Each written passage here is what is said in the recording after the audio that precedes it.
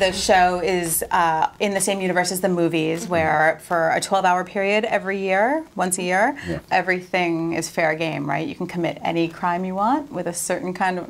There's some weapons you can't use. I think it's up to class 7, Yes. and we haven't figured out what exactly that means. But murder is definitely legal. It's a bad time to be on the street and just kind of taking a stroll, right? That's your position. For people who haven't seen the movies, will they be able to come into the series and be like, I get what's going on? Absolutely. Yeah. Absolutely. These are new characters. And I think what the first Purge has allowed is just a stepping stone to what happens on the 10th anniversary of the Purge. So it's 10 years later. So we're kind of in a routine and it's evolved.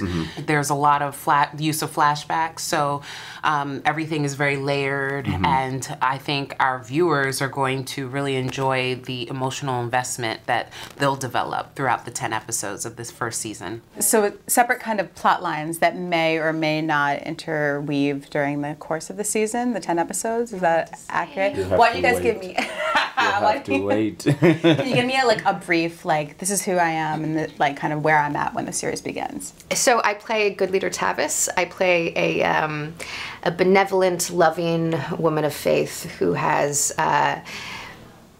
gathered teenagers and orphans who are in trouble and taken care of them. And we go out every Purge night and we sacrifice ourselves. Oh. I guide them to the other side. Oh. With all of the love in my heart. Gabriel, tell me about Miguel. So I play Miguel. He is a Marine who is a bit of a hard edge, but is on a noble mission. He gets this cryptic letter from his sister just before Purge night, and he comes back, and he's about to face all the crazy, senseless violence throughout the night in order to find his sister and protect what's more important to him, and it's his family. Gotcha. I play Jane. She's a fast-climbing, self-made woman in white-collar America in the finance world who has an incredible sense of passion, a deep sense of morality. Her moral compass is very strong, and for some reason in her workplace cannot advance in the way that a woman who works like she does should. So her solution is to hire a Purge assassin.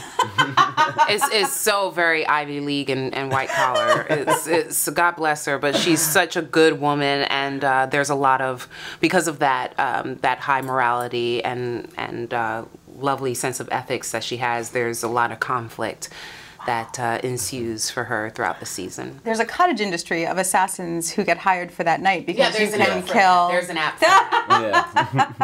What's really fun about the series is I think it goes into a lot of the details about what a Purge night would be if it happened. Also, none of the characters I think are good or bad guys. They're all nuanced. All the women are really nuanced, you know? It's like her character was supposed to be a man. I was written for a man. Wow. It was written for a man. They went and changed all the pronouns. Yeah, it's really fun. I feel very lucky. The movies have this sense of like everything is very dark and horrible and violent, but that also allows for people to be very good and selfless and caring. Would you say that the show has that same sensibility? Like, is it a hopeful show? Is it a show you're going to watch and like maybe feel better about humanity? No. It's a fun show though, and I think it's new. I think it's nuanced. I mean, it's about both sides of the human condition, right? It's like our will to be violent and then our will to save and be good to each other. The violence, obviously, in the movies, these are rated R. You can do a lot. Talk to me about the level of what we're going to see on TV in your show. I think you're going to see what you've been exposed to in the feature side of our franchise, but then there's so much more because you're sitting with us or you're joining us for 10 hours of really compelling storytelling on television, which definitely goes hand in hand with what's been happening during the past 18 years. So there's a lot of character development. We use flashbacks, which is really creative and fun, and again, contributing to what we hope will be the emotional investment that our viewers have. Crossovers between characters we might have met in the movies showing up in the series. So there's some gangs of killers.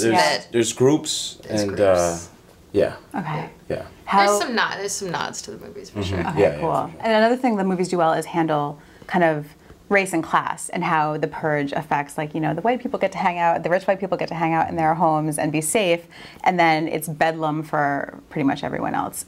Is that a theme in the show at all? I would definitely say that we touch on race, class, politics, and gender throughout, just because we're exploring the human condition, like Fiona says. So that's kind of unavoidable. Yeah. And because there's so much happening globally, on the global stage, it's kind of hard not to touch on things that have been spoken about. But we didn't try to do anything on purpose. I don't think that was Tom's intention at all. Okay. We're just telling a story. It's not didactic. No, it's not at all. But there's certainly a background of social politics. But it's fun. It's a fun, scary, violent. You can't have a story without conflict. Of course, of course. So, the purge is happening tomorrow. Where are you guys hiding? Go.